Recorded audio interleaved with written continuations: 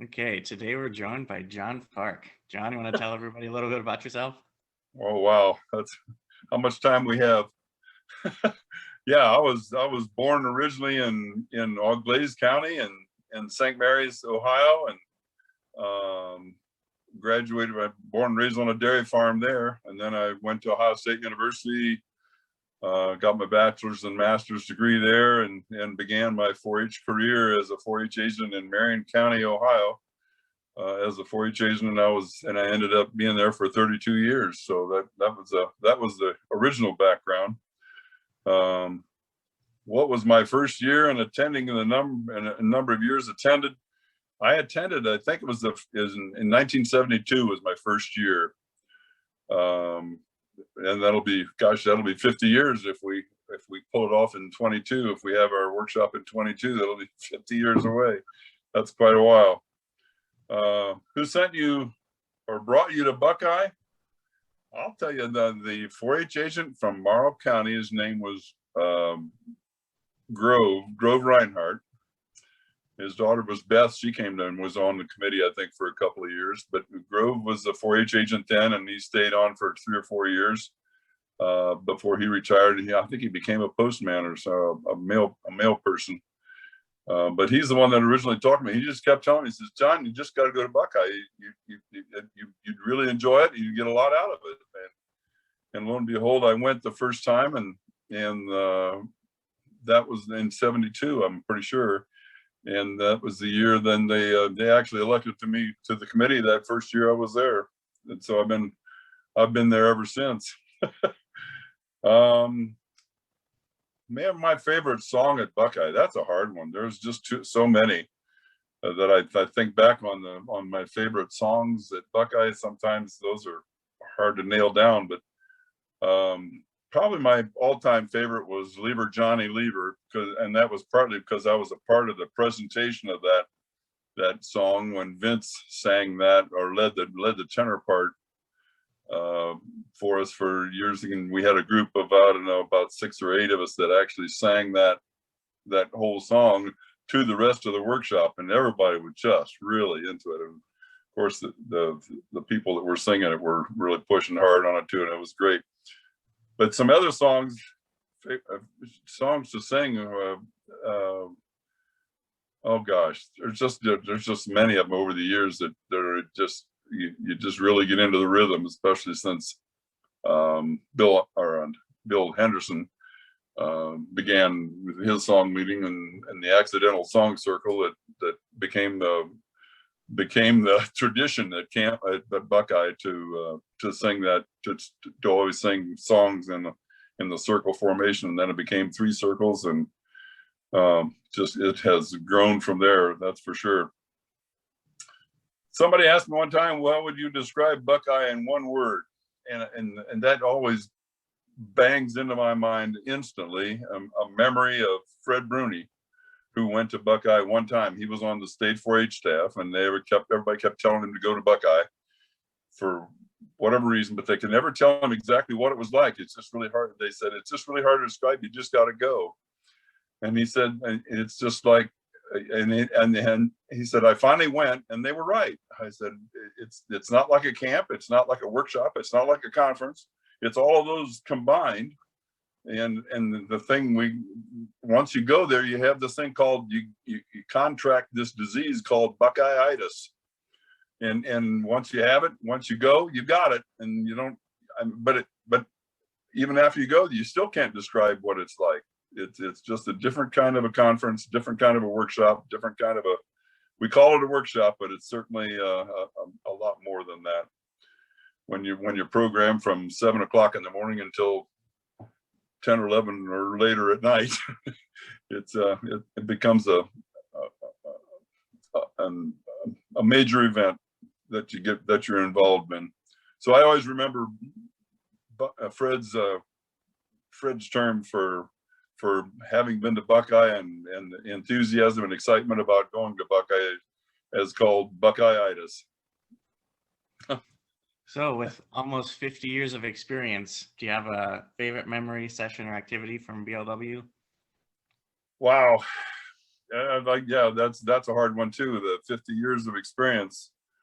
Those are, there's so many of them, so many highlights. So it's, you could speak of, but and I've already talked about the Lieber Johnny Lieber song that Vince led us in.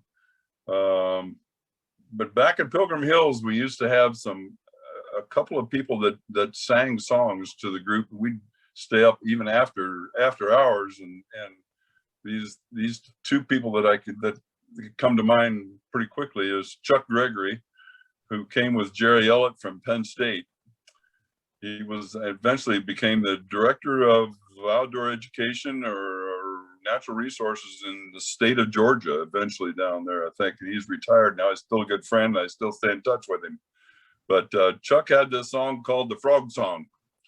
This frog would go out to the back of the yak and bring in the Frisbees and the dogs and the people, and they all sing around and sing the frog song. And it was an event that he would only do once a week, but everybody would be there for it because they heard about it and they'd want to be there for it. The other one was the Preacher and the Bear song, the Tom McConaughey. I don't know if you've ever heard him sing that song, but that's another one of those fun songs.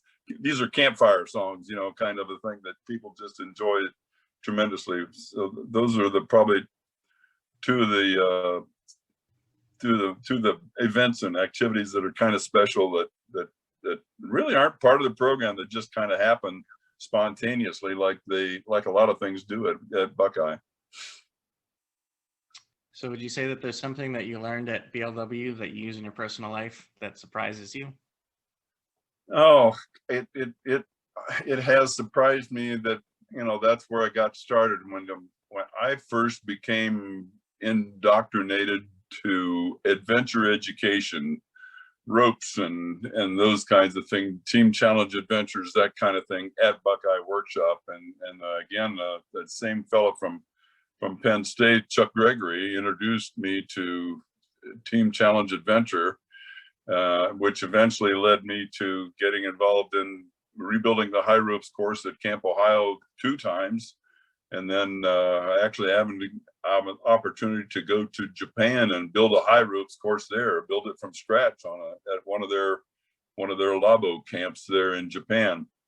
So yeah, the opportunity that really was sparked at Buckeye provided that opportunity, and then at Camp Ohio we built the Team Challenge course, had a major involvement in building almost all of the elements at Camp Ohio's Team Challenge course, as well as the high ropes course there. So yeah, that's something I think I can blame that on Buckeye for getting me involved in that, and that's a good thing. So do you have advice for people that might be on the fence about attending in the future?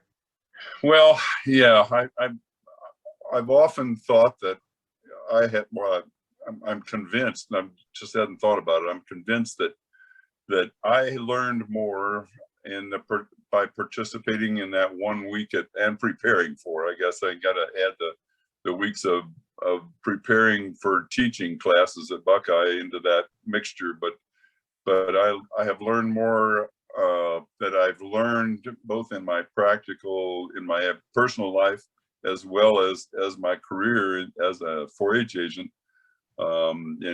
Because when it comes to teaching camp counselors and conducting a 4-H camp, all the different things that happen there, the social skills, the leadership skills, the specific skills of teaching dance and teaching games and teaching songs at Buckeye that I have transferred directly to my career as a 4-H agent and doing the 4-H camps that I did for those 32 years and beyond. I still go to camp almost every year. Keep forgetting last year we didn't have camp, but every year that we still go, and I'm still using those same skills as I assist as a volunteer at 4-H camp that we go to now. But yeah, I think I learned more in preparation and involvement at Buckeye Workshop than I ever did in in 4 years or 5 or 6 years of college, as I worked through my master's and bachelor's degrees at Ohio State, that provided me the skills to be able to have the career I've had. I'm blaming it on Buckeye for getting me through that and providing me with the kinds of skills and the knowledge to and experiences to be able to survive the life of a 4-H agent for 32 years. So you've touched on it a little bit, but is there someone that you met at Buckeye that made a lasting impact on your life? Well, yeah, I have touched on it a little bit, and certainly Bill Alkire, who was one of the original people that originated Buckeye Recreation Workshop back then, and now it's Buckeye Leadership Workshop. But Bill was part of the original group that developed that whole concept of Buckeye Workshop, along with our Bruce Tom. And certainly his leadership and thinking together skills and getting people to think together and talk together and socialize and share ideas and hear other people's ideas and listen to those ideas and combine them with your own. The skills that he shared to think together, as well as his dance leadership skills that I used as a 4-H agent teaching dance for many, many years at camp. A huge impact on my life, as well as Chuck Gregory. I've already mentioned him and his influence in getting me started and interested in this whole field of adventure education and using adventure to build teamwork, using adventure concepts, team building concepts, activities, challenges, in order to focus on this thing we call teamwork. Chuck was a master at that, and I'll forever be grateful to Chuck's leadership in getting me involved and his enthusiasm and excitement about doing that. All right. So you have any closing comments for everybody? Wow, how do you close out that, huh? I guess the same thing that old Fred Bruni used to say. He says, "I really can't tell you what it is that's special about it. You got to experience it. You've got to come to Buckeye and get a little taste and pick up on that disease we call Buckeye-itis. And from that point on, you'll understand why people are so excited about coming to Buckeye and why they always want to come back. And it's an opportunity that we don't all have. And fortunately, we have one of the longest and most active Buckeye workshops, or leadership workshops, recreational workshops in the nation here in Ohio. There has been, I think there was like 15 or 20 of them around the United States at one time, and I don't think there's that many that are still functioning, but there's a few. I think Michigan's lab and Chetco lab, and there's several labs around. Black Hills lab, I think, is still functioning, and then they're going pretty strong. But we certainly have the largest audience every year, with approximately 140 people coming, and the most unique programming that you'll find anywhere. No question about it. All right. Thanks, John. I thank you. Appreciate the opportunity.